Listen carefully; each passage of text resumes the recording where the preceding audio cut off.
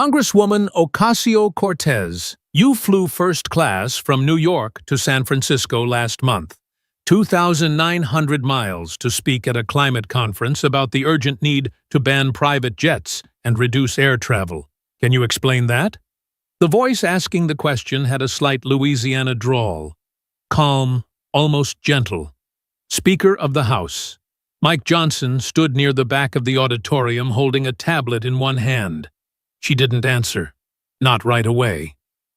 Alexandria Ocasio-Cortez was staring at the tablet he just placed on the table at the front of the stage. Even from 20 rows back, you could see it clearly on the projection screen behind her. Her American Express statement, a charge for 1427. Continental Airlines Flight 1847, JFK to SFO First Class, highlighted in yellow. 1,500 students and faculty sat frozen in the Georgetown University auditorium. They'd come for a climate leadership forum. They'd come to hear AOC talk about the Green New Deal, about climate justice, about how young people were going to save the planet. They'd lined up since 4 o'clock in the afternoon to get good seats. They'd been chanting her name when she walked in. They hadn't expected the Speaker of the House to show up with receipts, literally. That's a privacy violation. AOC's voice had that defensive edge already. How did you even get my credit card? Public congressional financial disclosures, Johnson said, his tone still conversational. You disclosed it yourself, ma'am, as required by law. I'm just reading what you filed with the House Ethics Committee. He reached into the folder he was carrying and pulled out another document. This one was thicker, stapled, official-looking, with federal letterhead. Your Tesla, the Model S you purchased last year. Beautiful car. I've driven one myself. They're fast. You paid $89,000 for it. Do you know where Tesla sources the lithium for those batteries? A long pause. The auditorium was so quiet you could hear the ventilation system humming. I'm not going to sit here and be interrogated about my personal choices. Johnson continued, his voice maddeningly calm. Cobalt extracted by children as young as 6 years old, working in conditions that would be illegal anywhere in America. Carrying rocks, breathing toxic dust for about $1 a day. Your car, the one you drive to climate rallies, the one you've posted photos of yourself in, was built on child slavery. Did you know that when you bought it? The room went dead silent. These were her people. Climate activists, Sunrise Movement members, Democratic Socialists of America, progressive students who'd skipped class to be here. They'd come to be inspired. They weren't expecting this. A young woman near the front, maybe 19, raised her hand tentatively. Is that true about the children? AOC stood up suddenly. Her chair scraped against the stage floor, the sound harsh through the microphone system. This is ambushed journalism. This is your voting record, your financial disclosures, and your public statements, Johnson said. He still hadn't raised his voice. All I'm doing is asking if you live by the standards you demand from everyone else. She was already moving, not running, but walking fast toward the side exit. Her heels clicked on the stage floor. She left her notes on the podium, left her water bottle, left the microphone hot so everyone could hear every step until the door closed behind her. Johnson stood there for a moment, looking at the empty stage. Then he turned to the stunned audience. I have 30 more pages of disclosures if anyone wants to see them. Silence. Then from somewhere in the middle rows, a male student's voice. Yes, show us. And that's when it got really bad for Alexandria Ocasio-Cortez.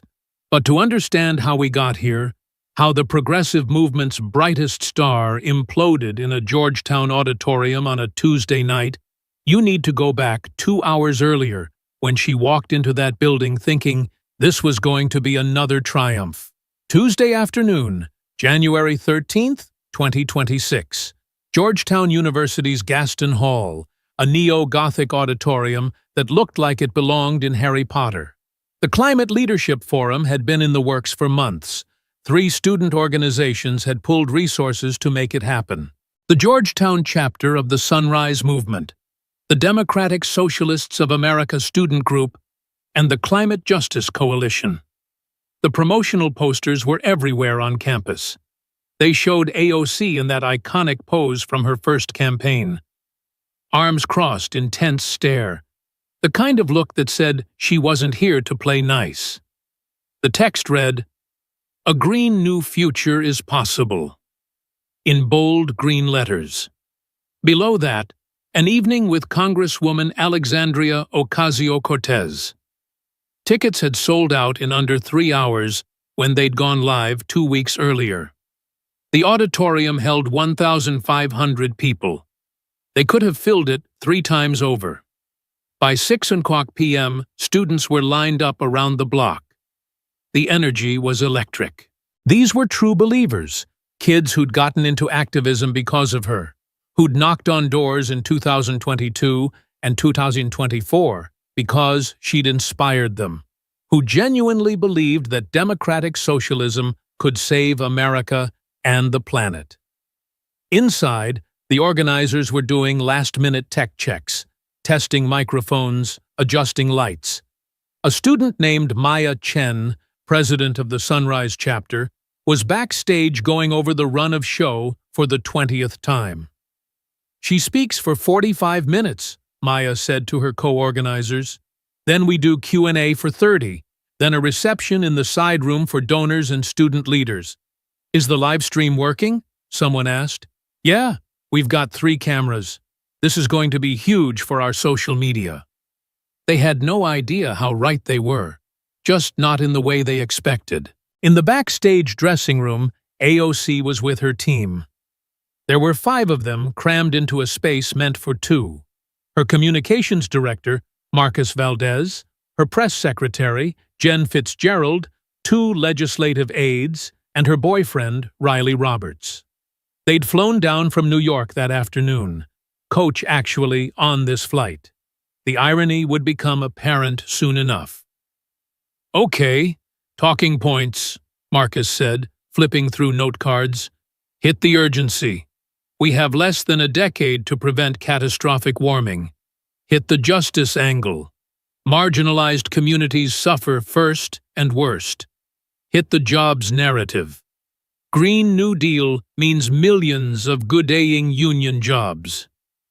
AOC was checking her makeup in the mirror, adjusting her hoop earrings. She wore a forest green blazer over a white shirt. Professional, but approachable. She'd done this hundreds of times by now. Cable news, late-night shows, college campuses, union halls. She knew how to work a room. "What about a tax?" one of the aides asked. "If someone challenges the cost, I pivot to what inaction costs," AOC said without looking away from the mirror. "We can't afford not to act. The fossil fuel industry has externalized the cost of climate destruction for decades.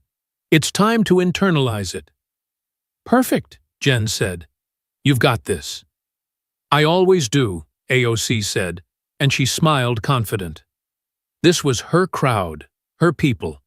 Georgetown students were basically her demographic: young, educated, progressive, idealistic. This was going to be easy. "One thing," Marcus said, looking at his phone. "Mike Johnson just RSVP'd." AOC turned around. "What? The speaker? Why?" "University policy. Any elected official can request to attend." He asked if he could sit in the audience and maybe ask a question during Q&A. AOC exchanged glances with her team. Riley spoke up. "Is that normal?" "It's weird," Marcus admitted. "But we can't really say no. And honestly, it might play in our favor. If he asks some Republican gotcha question, you shut it down, crowd boos him. We get a viral clip of you owning the speaker. Could be good content." AOC nodded slowly. Okay, fine. Let him come. Let him embarrass himself in front of 1,500 progressives. What they didn't know, what they couldn't have known, was that Mike Johnson had spent the past 3 weeks preparing for this moment. Not with policy papers, not with economic models, with her receipts. 3 weeks earlier, Johnson's chief of staff, Tom Emmer, had walked into the speaker's office with a thick folder. "Sir, you wanted me to pull AOC's financial disclosures." Johnson looked up from the budget proposal he'd been reading. "Everything since she took office, everything public, financial disclosures, FEC filings, credit card statements. She's required to report property records, the works." Tom dropped the folder on the desk. It was 3 and thick. "There's a lot here." Johnson opened it, started reading, and within 5 minutes he was taking notes. "Her Tesla," he said, $89,000. "When did she buy that?" Tom flipped through his notes. "March 2025, paid cash according to the disclosure." "Cash," Johnson repeated. "How much was she worth when she took office?" "Basically nothing. Under 10,000 in assets. She was a bartender. And now north of $1 million, maybe closer to 1.2 too." Johnson leaned back in his chair. He was a lawyer before he was a politician. He knew how to build cases, and what he was seeing in these disclosures was a case that built itself. "Get me everything she said about luxury cars, about flying, about consumption. Every public statement, every interview, every tweet." "You thinking what I think you're thinking?" Tom asked. "I'm thinking she's built a career telling people to sacrifice, to consume less, to give up comfort for the planet. And I want to see if she's making those sacrifices herself." It took 2 weeks to compile everything. The result was a document that laid out side by side what AOC said versus what AOC did. The rhetoric versus the reality, and the gap was enormous. When Johnson saw that Georgetown was hosting a climate event with AOC, he smiled. "Request an invitation," he told Tom. "Tell them the speaker would like to attend and ask a few questions. They'll let you. University policy. They have to. And I want to do this in front of her people, not on Fox News, not in a congressional hearing, in front of the students who believe in her. Let them see who she really is." Now, at 6:45 p.m., Johnson arrived at Gaston Hall through a side entrance. He had 2 staffers with him and his security detail. He was dressed in a simple navy suit, no tie. Understated. He didn't want this to be about him. He wanted it to be about her. The student organizers looked nervous when they saw him. Maya approached cautiously. "Speaker Johnson, we weren't sure you'd actually come." "Wouldn't miss it," Johnson said pleasantly. "Where should I sit?" We can put you in the front row." "Back is fine," Johnson said. "I'm just here to listen and maybe ask a question if there's time." He took a seat in the back left section, row 20. He had his folder, the 3 inches of documents distilled down to 30 key pages, financial disclosures, quotes, photos, all cross-referenced, all documented, all public record. He sat quietly as the auditorium filled up, watched the students file in, excited, energetic, wearing their Sunrise Movement shirts and Bernie Sanders pins. They had no idea what was about to happen. At 7:00 p.m. sharp, the lights dimmed. Maya walked onto the stage to enthusiastic applause. "Good evening, everyone. Thank you so much for being here. Tonight, we have the honor of hosting one of the most courageous, most visionary leaders in American politics. Please welcome Congresswoman Alexandria Ocasio-Cortez." The place erupted, standing ovation before she even appeared. Chants of AOC, AOC echoing off the vaulted ceiling.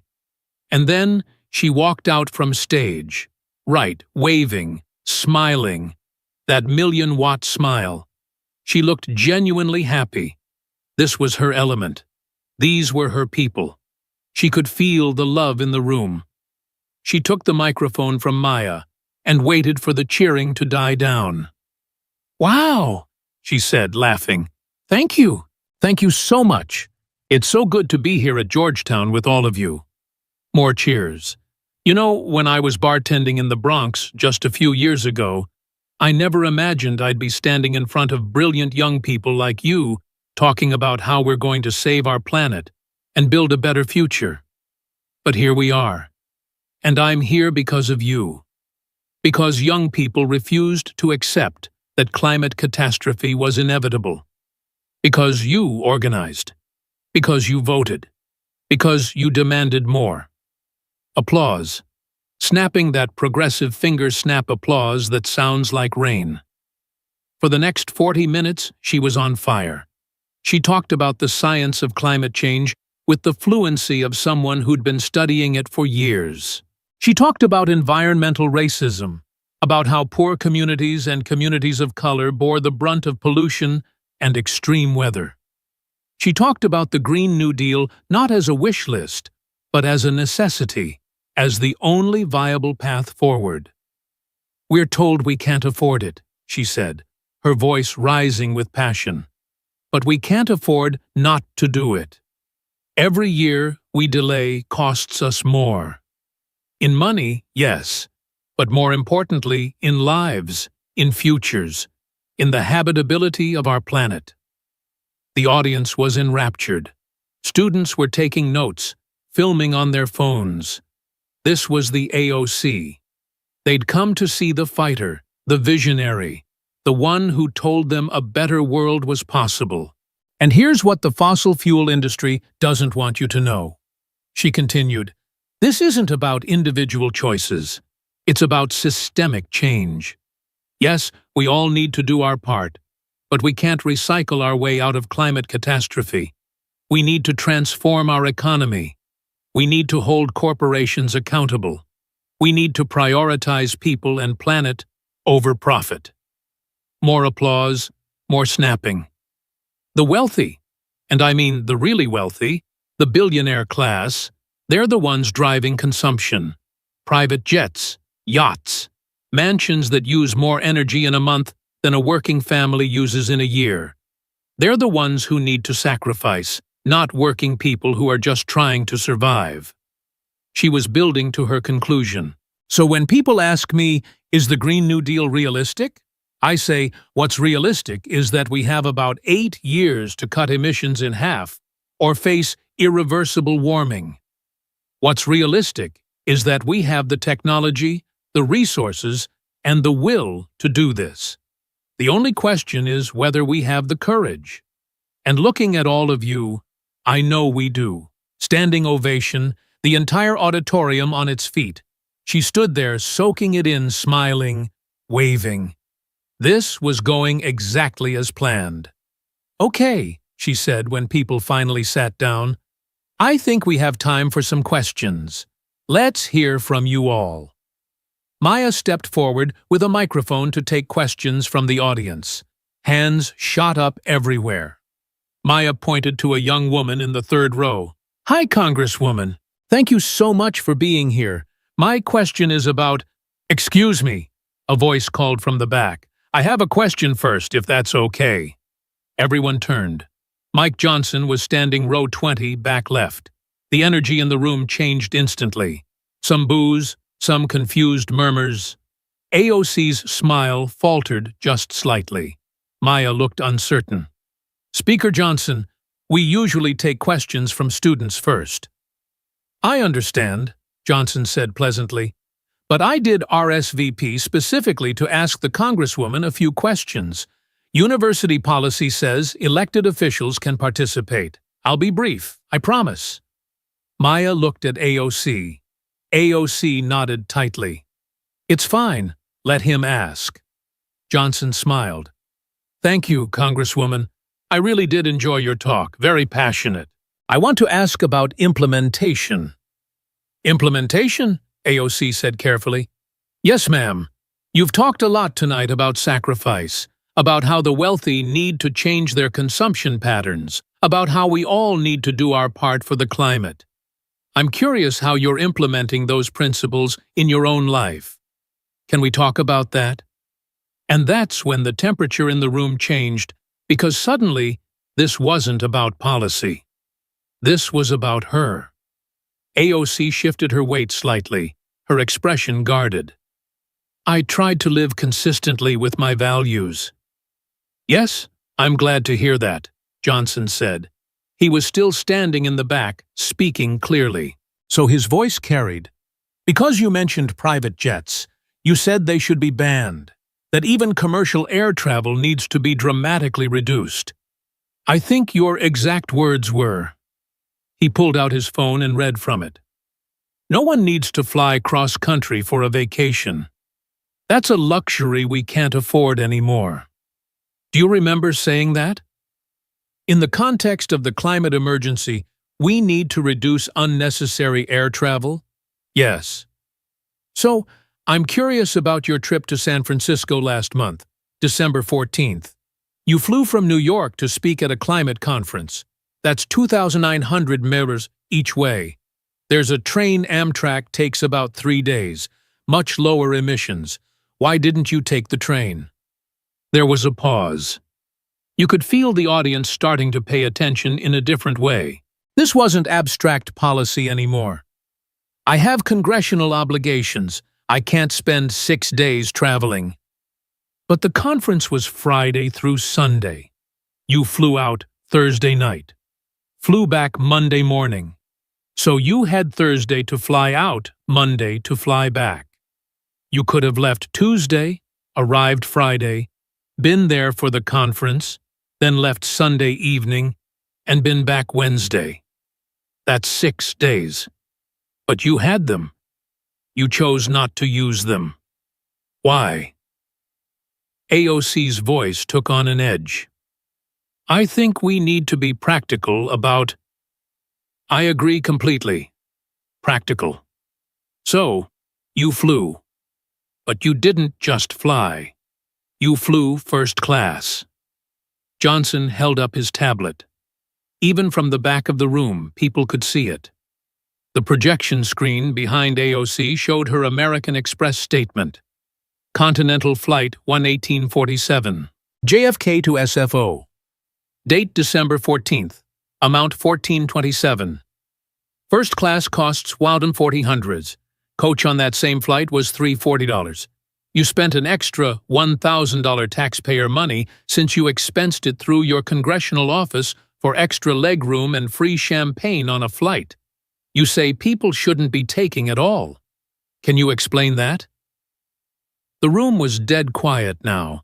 Students were looking at each other, looking at the screen, looking at AOC. How did you get my credit card statement?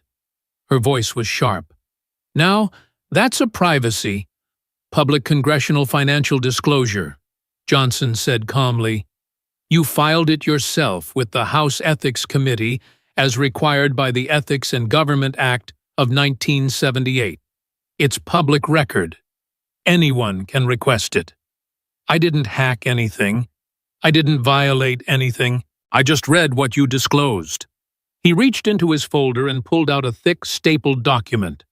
In fact, I have all your disclosures right here. In the past 18 months, you've taken 42 flights.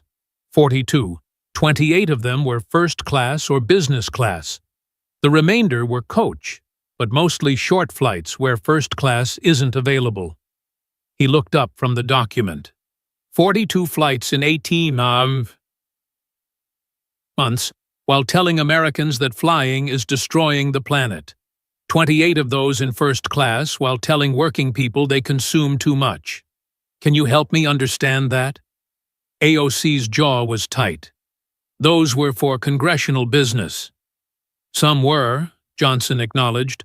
The San Francisco Climate Conference, I'll grant you that's congressional business. But what about Miami in December? You posted Instagram photos from South Beach. Much-needed break. You wrote, you flew. Why not drive? It's a 29-hour drive from New York to Miami. Long, yes, but you're asking coal miners in West Virginia to sacrifice their jobs. You're asking farmers to sacrifice their livelihoods. You're asking working families to pay higher energy costs, but you're not willing to sacrifice a comfortable flight for a beach vacation. A male student near the front spoke up, his voice defensive. She has a right to take a vacation. Johnson turned to him. Absolutely. I agree 100%. I'm not saying she can't vacation. I'm asking why she gets to fly to Miami for vacation while telling everyone else that flying for leisure is destroying the planet. Either it's destroying the planet, or it's not. If it is, she should drive or take the train. If it's not, she should stop saying it is. You can't have it both ways. The logic was brutal in its simplicity, and you could see it landing. Students were frowning, processing. Some were nodding slowly. AOC tried to regain control. This is a gotcha. No, ma'am.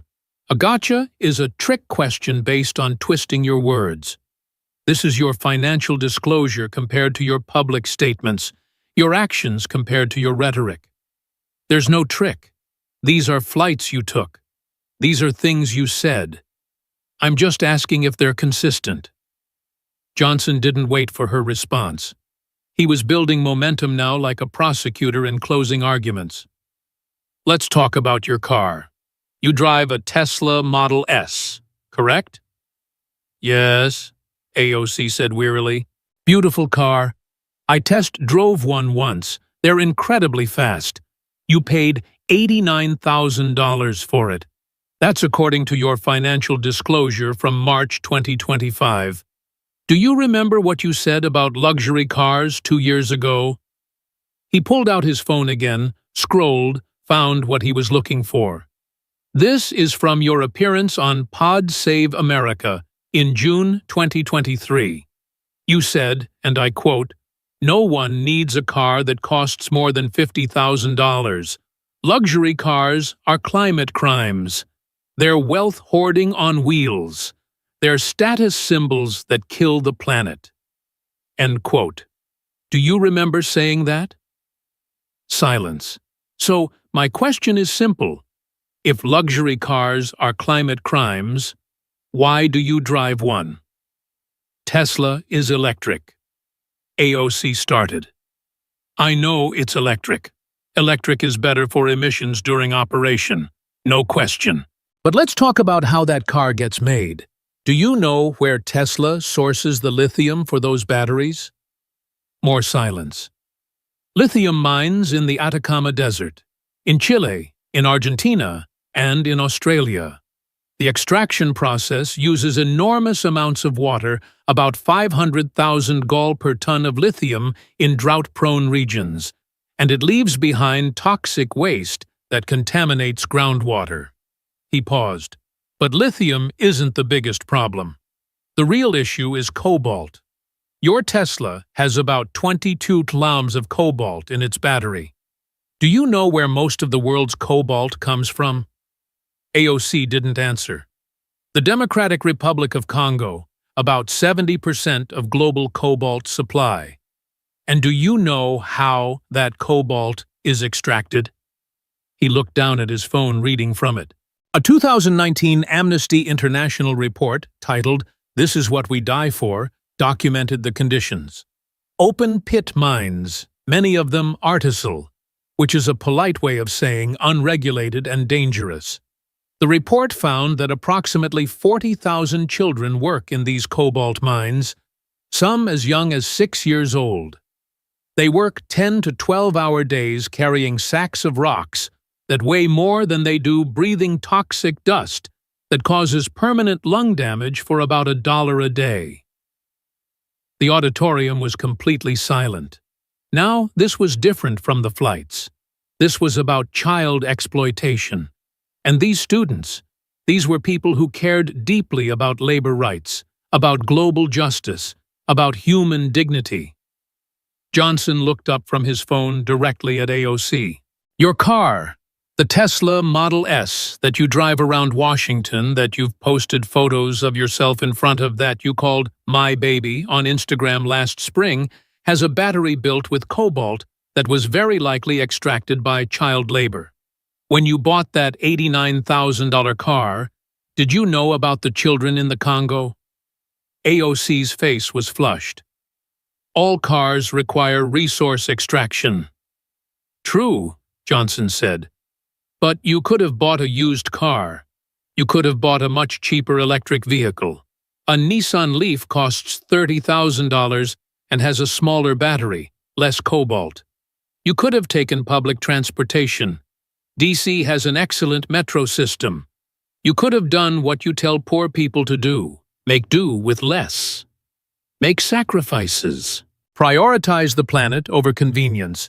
But instead, you bought an $89,000 luxury vehicle that required child labor in Africa while telling working-class Americans that driving SUVs makes them complicit in climate destruction. He let that sit for a moment. Ma'am, is it a climate crime or isn't it? Because if luxury cars are climate crimes, why do you get to drive one? And if they're not, why do you say they are?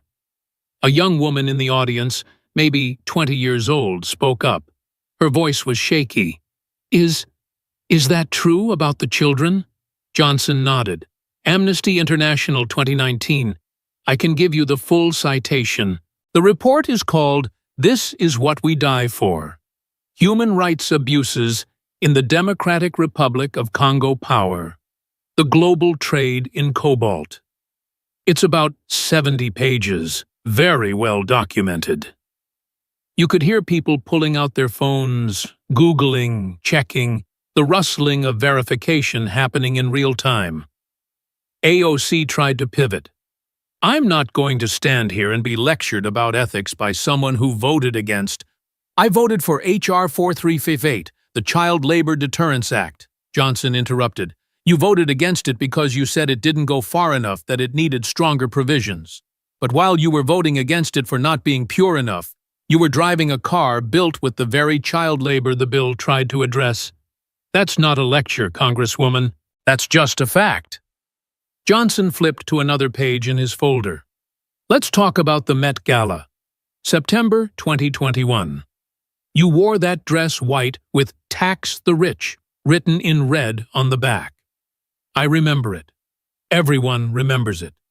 Very bold statement. AOC's expression shifted slightly. This felt like safer ground. The Met Gala dress had been celebrated. I was using fashion as protest. How much did that dress cost? Pause.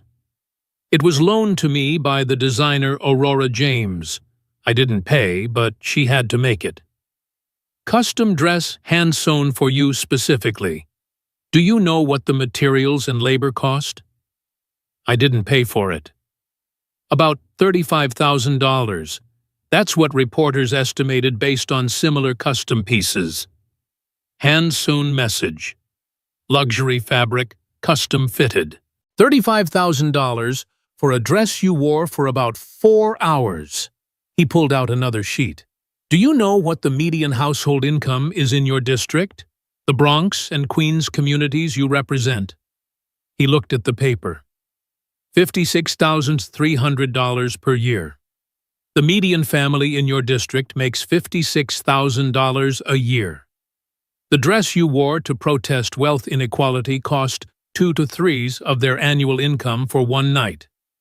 That landed differently because everyone in this room, students with debt working side jobs worried about rent, could do the math.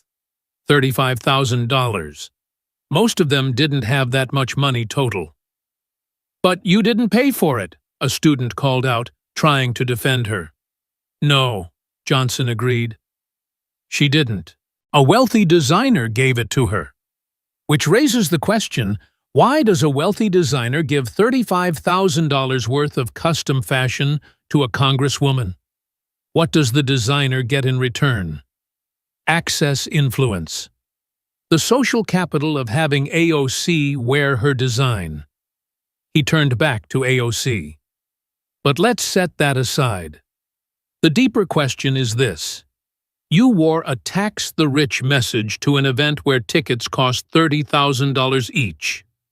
You were inside. You were a guest. You were part of it. You can't protest wealth from inside the castle while wearing a $35,000 dress. That's not protest. That's performance. AOC's voice rose. I was using my platform to do what? To tell rich people they're bad while attending their party? While being photographed with billionaires? While eating food prepared by workers? Making minimum wage who weren't allowed to make eye contact with the guests? He leaned forward slightly. Congresswoman, there were actual protesters outside the Met Gala that night. Climate activists who weren't allowed in. They were on the street in the cold, holding signs. You could have stood with them. You could have protested from outside. But you went in. You got your hair done, put on a $35,000 dress, and partied with celebrities and billionaires. That's not fighting the system. That's joining it. You rent an apartment in Navy Yard, Johnson continued. He was methodical now, relentless. Nice neighborhood in D.C. One bedroom, about 750 square foot. Your rent is $2,800 per month. That's $3,600 per year. D.C. is expensive. I know. I live here too. But you've said repeatedly, and I have the quotes, that no one should have to pay more than 30% of their income on housing. That's been one of your core policy positions. You make $174,000 per year as a member of Congress. 30% of that would be $52,200. Your rent of $33,600 is only 19%, so actually, you're well under the threshold. He paused. Except your rent isn't your only housing cost. You also own a condominium in the Bronx, your grandmother's old place, which you bought from the estate in 2023. You pay a mortgage on it, property taxes, HOA fees. According to your financial disclosure, those total about $2,200 per month, another $2,640 per year. He did the math out loud. So, your total housing costs are about $60,000 per year. That's 34% of your congressional salary. You're spending more than the threshold you say no one should have to exceed. Why do you need 2 homes? It was a clever attack. Not accusing her of being rich, accusing her of not following her own rule. I need to maintain residency in my district. You could rent in the Bronx. There are studios in your district for $1,500 per month. Combined with your D.C. rent of $2,800, that would be for $3,300 per month, about $52,000 per year, exactly 30% of your income. But you choose to own to pay mortgage interest and HOA fees to spend extra. That's your choice. But why do you get to make that choice while saying working families shouldn't have housing options that exceed 30% of income? AOC stood up from her chair. This is ridiculous. You're nitpicking every single detail. I'm comparing your life to your rhetoric, Johnson said, still calm. You've built a career on telling people they consume too much, that they need to sacrifice, that the comfortable life they want is destroying the planet. But when I look at how you actually live first-class flights, an $89,000 car, $35,000 dresses, 2 homes that put you above your own threshold, you're not making those sacrifices. You're living like every other comfortable member of Congress. He paused. And there's nothing wrong with that. You've earned your salary. You have a right to spend it. But there is something deeply wrong with demanding sacrifices from working people that you won't make yourself. With telling coal miners to accept unemployment while you fly first class to climate conferences. With saying luxury cars are crimes while driving one built by child labor. Johnson pulled out one more document. This one had the official seal of the Federal Election Commission at the top. One last thing. Let's talk about your campaign finances. AOC's team sitting in the front row, visibly tensed. These are your campaign finance reports filed with the FEC Public Record. He flipped through the pages. In the 2022 election cycle, your campaign spent $212,000 on payments to a company called SIRS Strategies. That's SAIRSE. It means freedom in Irish. Do you know who owns SIRS Strategies? Silence. Your boyfriend Riley Roberts. Johnson gestured to the front row where Riley was sitting. Riley's face went pale. He owns it. It's his company. You paid your boyfriend's company $212,000 in campaign funds for consulting services. What did he consult on? That's completely legal, AOC started. I didn't say it was illegal. I'm asking what services his company provided that justified $212,000. Campaign strategy, digital outreach. Your campaign also employs a full-time communications director, a digital director, and 3 organizing consultants. What did your boyfriend's company do that your paid staff didn't do? He didn't wait for an answer.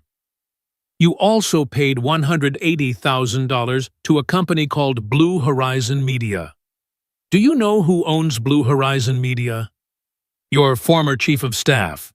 So you paid your boyfriend's company $212,000 and your former chief of staff's company $180,000. That's $392,000 in campaign funds to people you're personally close to. An older man in the audience faculty, by his appearance, spoke up. Those payments are disclosed. They're legal. Johnson turned to him. They're disclosed because the law requires it. And legal doesn't necessarily mean ethical. Let me ask you something, Professor.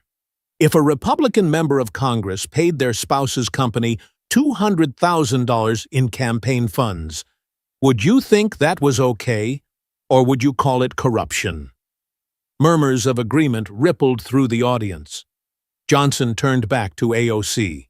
You've built your entire brand on being different, on being pure, on not being like the corrupt corporate Democrats or the bought and paid for Republicans. I don't take corporate PAC money. You say, I'm funded by working people, and that's true. You raised $17 million last cycle in small donations, average contribution of $27. He held up the FEC report. But what you don't tell those donors is that nearly $400,000 of their money from teachers and nurses and bartenders giving $27 at a time went to your boyfriend's company and your former staffer's company for vaguely defined consulting. That's not people power, Congresswoman. That's a grift. The room erupted, not in applause, in arguments. Students debating each other. Some defending AOC, some looking genuinely disturbed. The energy had completely changed. Johnson raised his voice slightly to be heard. You're not different. You're just younger and better at Instagram, but the game is the same. Tell the people you're fighting for them. Collect their money. Spend it on yourself and your friends. That's not democratic socialism.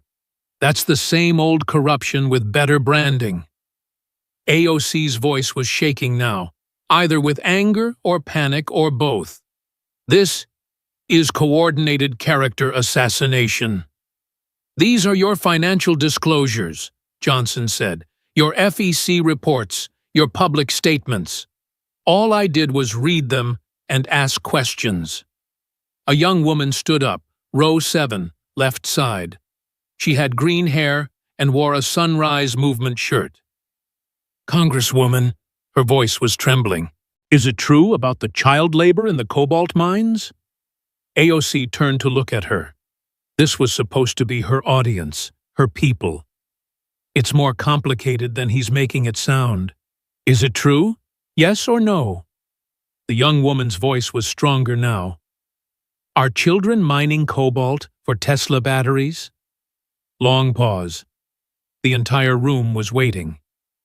The supply chain for electric vehicles involves mineral extraction that In some cases, in certain countries, labor standards aren't what the young woman said. Her voice broke. You drive a car built by children while telling us we're destroying the planet by driving our parents' old Hondas. She sat down, but others were standing now. A young man, maybe 22. What about the boyfriend's company? Did you pay him $212,000 of donor money? My campaign paid for legitimate consulting services. That's not what he asked. Another student interrupted. Did you pay your boyfriend's company money that people donated to your campaign? The payments were for services rendered. An older woman stood, faculty member probably. I donated to your campaign. I gave $27 a month for 18 months. That's almost $500. Did my money go to pay your boyfriend for consulting? The questions were coming faster now. The room was turning. Not all of it. There were still defenders, still true believers who thought this was all a right-wing smear. But the cracks were showing. Doubt was spreading. How many flights did you say? 42? Why do you need 2 apartments? Did you know about the cobalt when you bought the Tesla? AOC looked around the room at faces that had been adoring 90 minutes ago and now looked confused, disappointed, betrayed. She looked at her team in the front row. Marcus was frantically typing on his phone. Jen looked stricken. Riley was staring at his shoes. She turned back to Johnson. You came here to humiliate me. Johnson's voice was quiet. I came here to ask questions. You could have answered them honestly. You could have said, yes, I flew first class, and that was a mistake. You could have said, yes, I drive a luxury car, and I should have researched the supply chain better. You could have said, yes, I paid my boyfriend's company, and in hindsight that looks bad, and I'll change that. You could have owned it. He paused. But instead, you're defending it while still telling working people they consume too much, while still saying others need to sacrifice. That's what I came here to expose, not you personally. The hypocrisy. AOC started gathering her things, her phone, her notes, her water bottle. Her hands were shaking slightly. Maya, the student organizer, rushed onto the stage. Congresswoman, we still have 30 minutes scheduled. I'm not doing this, AOC said. Her voice was tight. This was supposed to be a forum about climate solutions, not an ambush. It's only an ambush if you can't answer the questions, Johnson called from the back. She shot him a look that could melt steel. Then she walked, not running, but moving fast. Her heels clicked on the wooden stage floor. Click, click, click, loud in the suddenly quiet auditorium. She reached the side exit, pushed through the door, and was gone. The door closed behind her with a heavy thud that echoed. The audience sat in stunned silence. The projection screen behind the stage still showed her credit card statement frozen on display. 1,500 people didn't know what to do. Johnson stood up.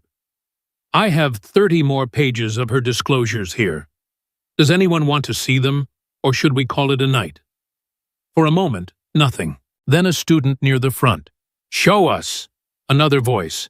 Yeah, we want to see. Show us everything. And that's when it got really bad for Alexandria Ocasio-Cortez, because Mike Johnson spent the next 45 minutes going through the rest of her financial disclosures. Her speaking fees $40,000 per appearance at some corporate events.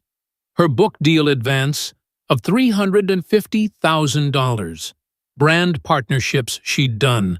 Investments she'd made. The students didn't leave. They stayed. They listened. They asked questions. They took notes. And with each new revelation, you could see the cognitive dissonance resolving itself.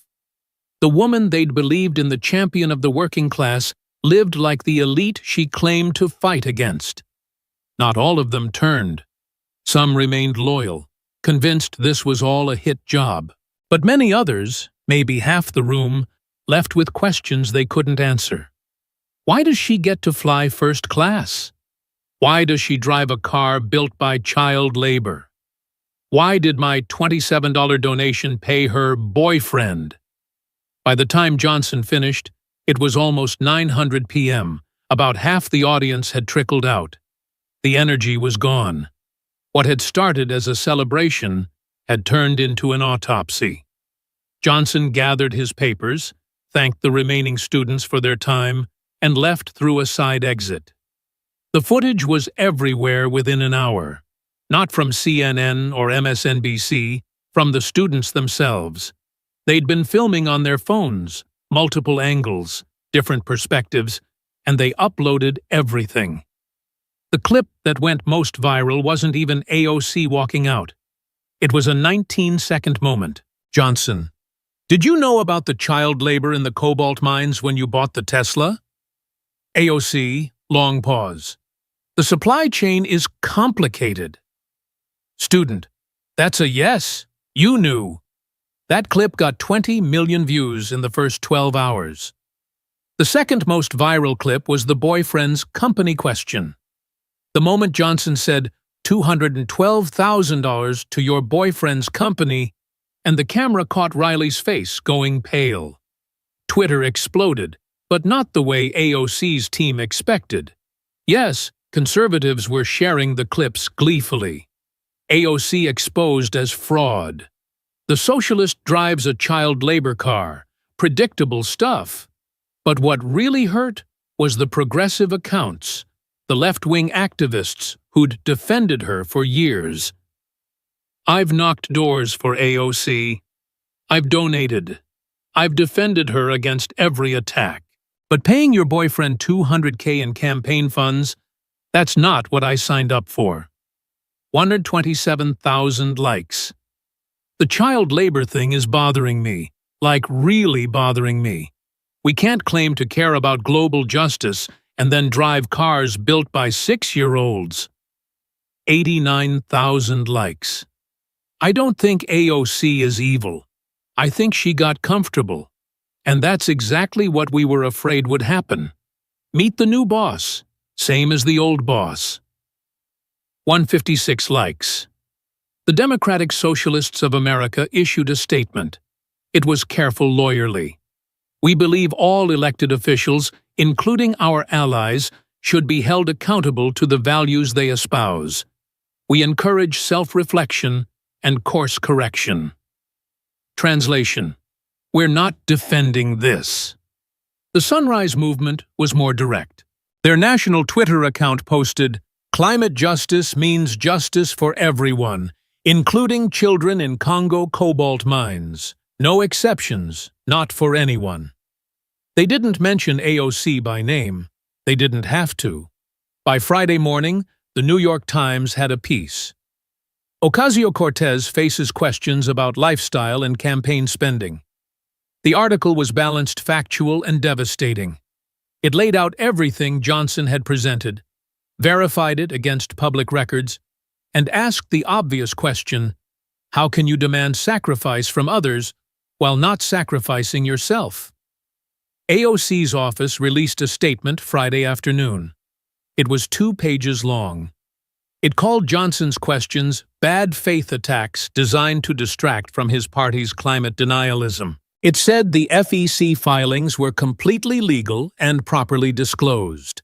It defended the Tesla as a necessary investment in reducing my personal carbon footprint. It said the campaign payments to Sarah Strategies were for legitimate consulting services rendered. What the statement didn't do was address the central question, why do you get to live comfortably while telling working people to sacrifice? The polls came Monday. An internal poll from her campaign leaked to Politico. Her favorability in her district had dropped 15 points from 63% to 48% in less than a week. Among voters under 30, her core base, the young people who'd made her a political celebrity, the drop was even steeper, 22 points from 71% favorable to 49%. The crosstabs were devastating. When asked, Do you think AOC genuinely represents working-class interests? The number dropped from 68% yes to 44% yes. When asked, do you think AOC lives by the values she promotes? It dropped from 61% yes to 33% yes. That's the number that killed campaigns. 33%. Two-thirds of her own constituents no longer believed she practiced what she preached. 3 weeks later, a primary challenger announced her name was Maria Santos. 32 years old, high school teacher in the Bronx, made $68,000 a year, lived in a rent-stabilized apartment, rode the subway, had never flown first class in her life. Her announcement video opened with her standing outside a public school. My name is Maria Santos. I'm a teacher. I live in the Bronx. I take the subway to work. I shop at the same bodegas as my neighbors. And when I say working, people need to sacrifice for the climate. I make those sacrifices myself. That's the difference. The video had 3 million views in 24 hours. Her campaign slogan appeared on posters across the district within days. She walks the walk. AOC tried to fight back. She did the media rounds. The View Pod Save America, The Breakfast Club. She explained context. She defended her choices. She said she was being held to an impossible standard, but the damage was done. Because it wasn't Republicans who were attacking her. It was her own people. The progressives who'd believed in her, who felt betrayed, who felt like they'd been sold a lie. Mike Johnson, for his part, didn't gloat. He didn't do victory laps on Fox News. 3 days after the Georgetown event, his office released a one-sentence statement. If you're going to ask Americans to make sacrifices for the climate, for social justice, for any cause, you should be willing to make those sacrifices yourself. That's not partisan politics. That's basic integrity. It was hard to argue with that. By March, AOC's lead in the primary polls had evaporated. She was tied with Maria Santos. By April, she was behind. By May, she was down 8 points. In June, she lost the primary, not by a little, by 14 points. The largest defeat for an incumbent member of Congress in New York in modern history. Her concession speech was brief. She talked about fighting the good fight, about speaking truth to power, about how corporate interests and right-wing smear campaigns had aligned against her. She didn't mention the Tesla or the first-class flights or her boyfriend's consulting company or the children in the cobalt mines. Maybe she couldn't. Maybe admitting the hypocrisy would have been too much. Maybe she genuinely believed she'd done nothing wrong, that she was being held to an unfair standard, that she deserved comfort because she was fighting for justice. Or maybe, and this is what I think, what a lot of people came to think, maybe she'd just gotten comfortable. Maybe the bartender from the Bronx who'd shocked the world had become exactly what she'd run against. Another politician who said one thing and did another, who demanded sacrifice from others but not from herself, who used donor money to enrich friends and family, who talked about the people while living like the elite.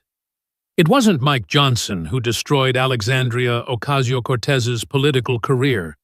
It was the gap between her rhetoric and her reality, the distance between what she said and what she did, the contradiction between the image she'd built and the life she actually lived. Johnson just pointed it out in front of 1,500 people who'd come to believe in her. And once they saw it, they couldn't unsee it. That's the thing about hypocrisy. It's not a policy disagreement you can debate. It's not a partisan attack you can dismiss. It's just the truth about who you really are versus who you claim to be. And once that truth is exposed, no amount of explaining can put the mask back on. 3 months after losing her primary, AOC took a job as a political commentator. Good pay, comfortable life. She gave speeches about climate justice and economic inequality. She still had millions of followers on social media, but she wasn't in Congress anymore. She wasn't making laws. She wasn't representing working people. She'd become exactly what she'd always criticized. Someone who talks about revolution from a position of comfort. Someone who profits from progressive politics without living progressive values. The Green New Deal she'd championed, it never passed. Parts of it were absorbed into other bills, watered down, compromised away. But on a Tuesday night in a Georgetown auditorium, the movement she'd built learned an important lesson. If you're going to demand that others change their lives, you'd better be willing to change yours first.